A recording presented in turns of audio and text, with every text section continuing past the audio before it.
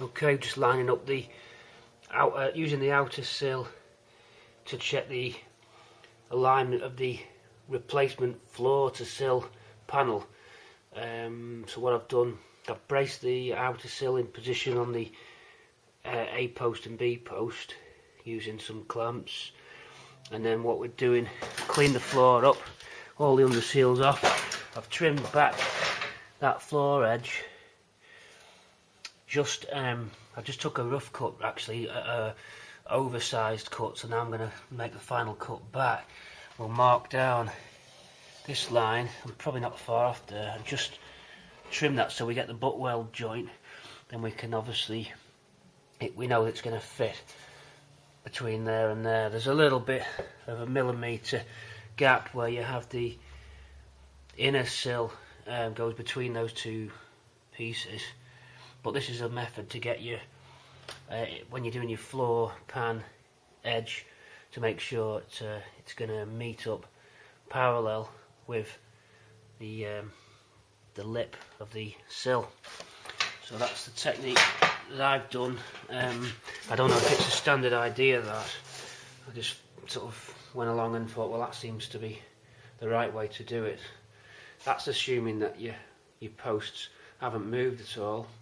I've spray painted and marked them so I know where they were. I don't think they've moved, and this certainly hasn't moved, so everything in line there, that should work. So we should get a nice clean floor edge there. I'll just put a piece of metal between those two faces, just in case it makes any difference. I don't think it will. You just flex the bottom of the sill out a bit, but I can see that you can see the gap actually here where you'd have the inner piece. So I'll just check that everything's okay before we finalise this. Otherwise, I suppose you'd have a millimetre of curvature sticking out there. I don't think it'd make much difference. Anyway, that's where we're up to there. An interesting one for you. Remove the floor bungs, the floor pan bungs, and there's oil inside the floor pan bung, engine oil. How that's got there, I don't know. Interesting. We're going to get the front end of a Cortina, the back end of a Cortina, a welder. We just need the bit in the middle.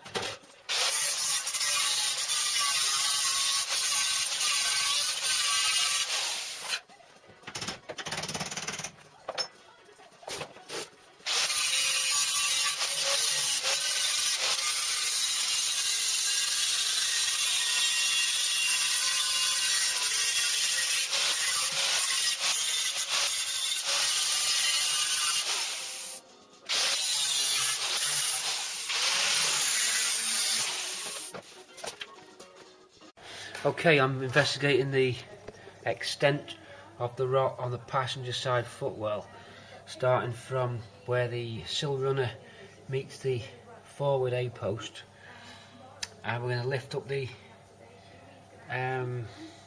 under seal and just have a look to see how far it goes down. I'm going to start by heating up the blade of the hot air of the scraper with the hot air gun, and then we'll peel it away, the floor under seal, just to see how far back it goes.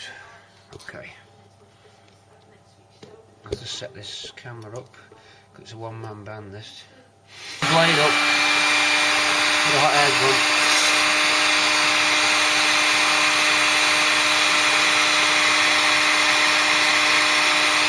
Push the blade in.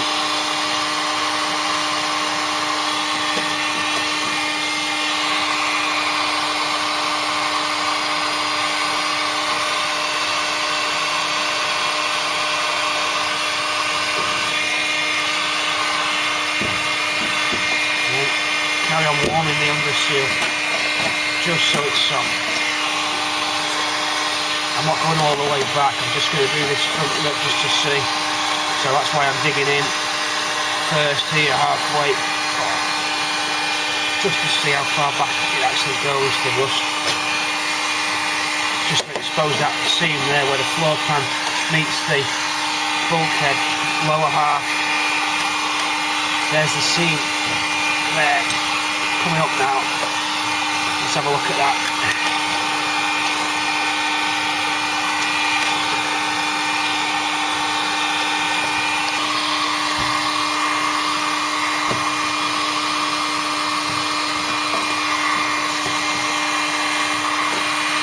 So the camera can see, I'll come from that angle.